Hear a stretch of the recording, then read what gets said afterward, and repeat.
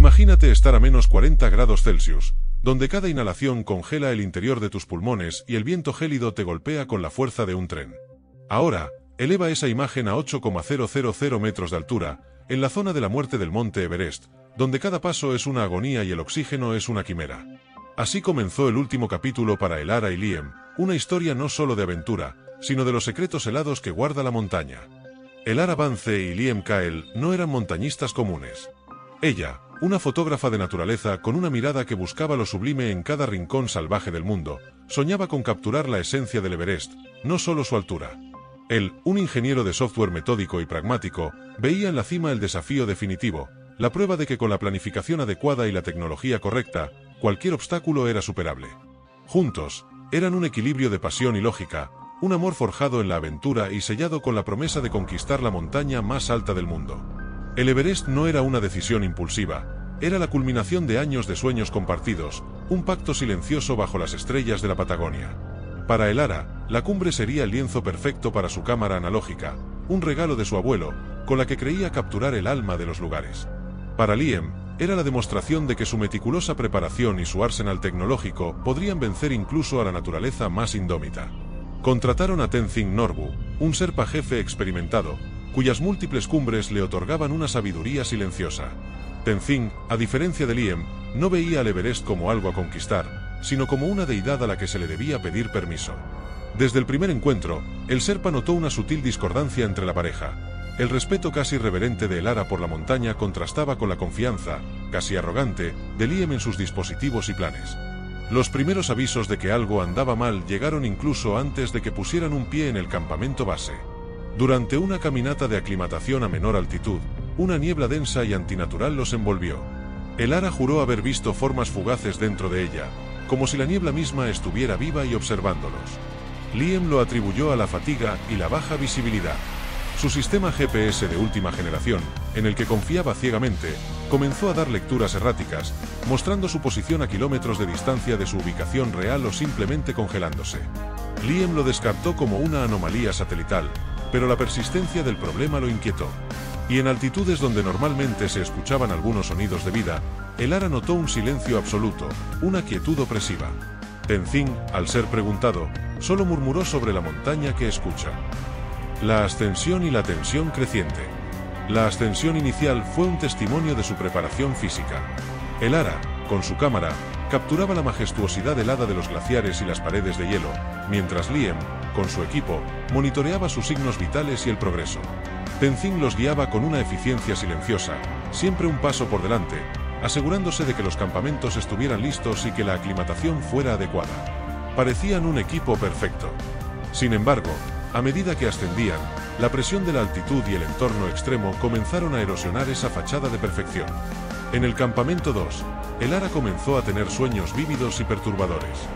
Veía figuras sombrías moviéndose entre las tiendas, escuchaba susurros en un idioma incomprensible que parecían provenir del viento. Durante el día, creía ver destellos de luz o formas en la periferia de su visión, especialmente en las formaciones de hielo. Liam, preocupado, los atribuyó a la hipoxia y al estrés, intentando racionalizar cada incidente. La fiabilidad de su equipo se convirtió en una obsesión para Liam.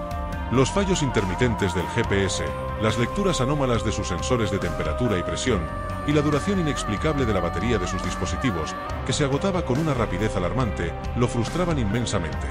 Pasaba horas intentando solucionar los problemas, convencido de que un fallo técnico era la única amenaza real, lo que lo distraía de las señales más sutiles que la montaña les enviaba. En el campamento 3, Tenzing los encontró en un estado de agotamiento y tensión. Decidió compartir una antigua leyenda Sherpa, algo que no solía hacer con los turistas occidentales. Sagarmatha es una diosa, no una roca. Ella permite el paso a quienes la respetan, pero reclama a quienes intentan dominarla o profanar sus secretos. A veces, ella envía sus mensajeros de hielo para guiar a los perdidos o para llevarse a los que no deben estar allí. Liam lo desestimó como folclore, pero Elara sintió un escalofrío que no tenía nada que ver con el frío. Desde el campamento 4, el Collado Sur, la pareja, junto con Tenzing y un porteador de apoyo, inició su empuje final hacia la cima. La zona de la muerte, a más de 8,000 metros, era un infierno helado. Cada paso era una batalla contra el viento aullador, las temperaturas que rozaban lo imposible y la constante privación de oxígeno. A unos pocos cientos de metros de la cima, en medio de una ráfaga de viento helado, Elara y Liam experimentaron algo juntos. Ambos vieron una figura alta y delgada, apenas perceptible, moviéndose entre las rocas y el hielo. No era un montañista. Parecía fusionarse con el paisaje, una silueta etérea que se movía con una gracia inhumana. Liam, por un instante, dudó de su propia cordura, pero la mirada de terror en los ojos de Elara confirmó que no estaba solo. Tenzin, que iba unos metros delante, se detuvo abruptamente, susurrando una oración en tibetano, sus ojos fijos en el punto donde la figura había desaparecido. Finalmente, alcanzaron la cima. El momento fue agridulce. La vista era indescriptible, la curvatura de la tierra visible, pero el aire era tan fino que la euforia se mezclaba con una sensación de irrealidad. Elara tomó sus fotografías, su cámara analógica cliqueando en el silencio brutal. Liam, agotado, plantó una pequeña bandera que había traído. Exhaustos, sabían que la parte más peligrosa aún no terminaba, el descenso. El descenso comenzó según lo planeado, pero la obsesión de Liam por su ruta optimizada se apoderó de él. En lugar de seguir la línea fija principal, insistió en tomar un atajo que había identificado previamente con sus mapas topográficos avanzados, asegurando que ahorrarían horas preciosas. Tenzin se opuso vehementemente, advirtiéndoles que la montaña no perdonaba desvíos. El camino del Sagarmatha es uno, no muchos, insistió. Pero Liam, confiado en sus cálculos y exasperado por la supuesta superstición, convenció a Elara, quien, aunque dudaba, confió en él. El atajo de Liam los llevó a un laberinto de seracs inestables y grietas ocultas. La visibilidad disminuyó rápidamente a medida que una repentina y furiosa tormenta de nieve los engulló. El viento se convirtió en una bestia rugiente que los empujaba sin piedad. El GPS de Liam enloqueció, la brújula giraba sin control, y su linterna frontal parpadeó antes de morir por completo. Estaban ciegos, perdidos y a la intemperie. Fue entonces cuando la montaña reveló su verdadero poder. La temperatura se desplomó aún más. Elara, en su estado alucinatorio, comenzó a ver figuras por todas partes, no solo sombras, sino formas blancas y translúcidas emergiendo del propio hielo. Estas figuras no eran amenazantes, parecían tristes, fantasmales, como antiguos escaladores perdidos, sus rostros congelados en una expresión de anhelo. Cantaban una melodía melancólica que el viento arrastraba, un canto de bienvenida a las profundidades. Ella extendió una mano temblorosa hacia una de ellas, sintiendo un frío que iba más allá de la temperatura, un frío que se metía en sus huesos y en su alma. Liam, mientras tanto, luchaba contra el terror y la desesperación. Sus sistemas de comunicación fallaron por completo. Sus gafas térmicas mostraban solo un resplandor fantasmal donde el viento debería ser un vacío de calor. Cada aliento se sentía como inhalar fragmentos de cristal. Vio la misma figura etérea que Elara, una silueta que se fusionaba con la ventisca. Intentó racionalizarla, creer que era solo una ilusión, pero el pánico creció en su pecho. La figura se movía sin esfuerzo a través de la tormenta, desapareciendo y reapareciendo, como si los guiara o los atrajera. Los pasos de Tenzin se detuvieron bruscamente. Gritó una última advertencia, su voz ahogada por el viento: no sigan a los mensajeros. Ellos no buscan la cima, buscan el abrazo eterno. Pero era demasiado tarde.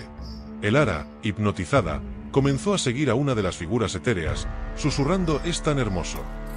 Liam, desesperado por alcanzarla y recuperar el control, la siguió ciegamente, su mente nublada por la hipoxia y el terror. La tormenta se intensificó, envolviéndolos en un blanco cegador.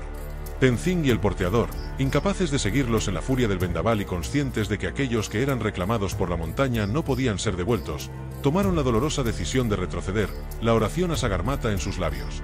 Elara y Liam no regresaron a la ruta principal. Sus huellas desaparecieron bajo la ventisca. Lo que sucedió a continuación fue una mezcla de la crueldad de la montaña y el misticismo del lore del Everest.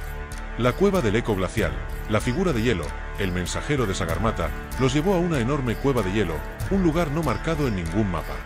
Dentro, el viento cesó, pero el frío era indescriptible, un silencio antinatural que amplificaba cada latido de su corazón. Elara, en su delirio, percibió la cueva como un lugar de paz, un santuario de la montaña. Las paredes de hielo brillaban con una luz interna, revelando formaciones que parecían rostros, brazos extendidos, figuras congeladas en el tiempo.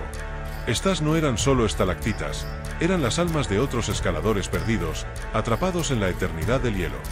Liam, la lógica desmoronándose, trató de usar su radio, pero solo escuchó estática y extraños susurros que parecían voces distorsionadas de niños. La batería de su cámara de Elara, agotada hacía mucho, cobró vida por un instante, el flash destellando débilmente. Una última imagen se grabó, el rostro de Elara, sereno, sus ojos fijos en una de las figuras de hielo, su mano extendida como si intentara tocarla. El abrazo final, el oxígeno en sus tanques se agotó. La conciencia se desvaneció. Elara se desplomó primero, sus últimas palabras un susurro sobre la luz en el hielo. Liam, en sus últimos momentos de lucidez, se arrastró hacia ella, su mano buscando la suya. El frío que había invadido sus cuerpos ahora invadía sus mentes. Sintieron no dolor, sino una paz extraña, un agotamiento total. La temperatura de sus cuerpos cayó rápidamente. El hielo comenzó a formarse sobre sus pieles, sobre sus ropas. A medida que sus cuerpos se rendían, la cueva de hielo pareció abrazarlos. El agua sublimada del aire se congeló instantáneamente sobre ellos, cubriéndolos con una fina capa de escarcha. Las figuras de hielo a su alrededor parecían avanzar, rodeándolos, como si les dieran la bienvenida a su gélida hermandad. La esencia de Sagarmatha los reclamó, no con violencia, sino con una absorción silenciosa, integrando sus almas al vasto espíritu de la montaña. El legado. Semanas después, las operaciones de búsqueda y rescate fueron abandonadas. Liam y Elara se unieron a la larga lista de los desaparecidos del Everest. Tenzin Norbu, atormentado por su incapacidad para salvarlos, se retiró del montañismo, dedicando su vida a compartir las antiguas advertencias de Sagarmatha. La cámara analógica de Elara nunca fue encontrada, pero la última imagen, tomada en el campamento base antes del empuje final, mostraba a Liam mirándola con una sonrisa llena de amor y determinación, el pico distante del Everest en el fondo, majestuoso y engañosamente silencioso. Hasta el día de hoy, los Sherpas más viejos cuentan la historia de la pareja perdida, un susurro entre las ráfagas de viento en el Collado Sur. Dicen que, en las noches de tormenta más intensa, si escuchas con atención, puedes oír el eco del canto melancólico de las figuras de hielo, una sinfonía de bienvenida para aquellos que se atreven a desobedecer el abrazo eterno de Sagarmatha. Y si la suerte te permite echar un vistazo a las profundidades de alguna grieta helada, podrías ver formas translúcidas moviéndose, guardianes gélidos, esperando a quienes el Everest decida reclamar como suyos.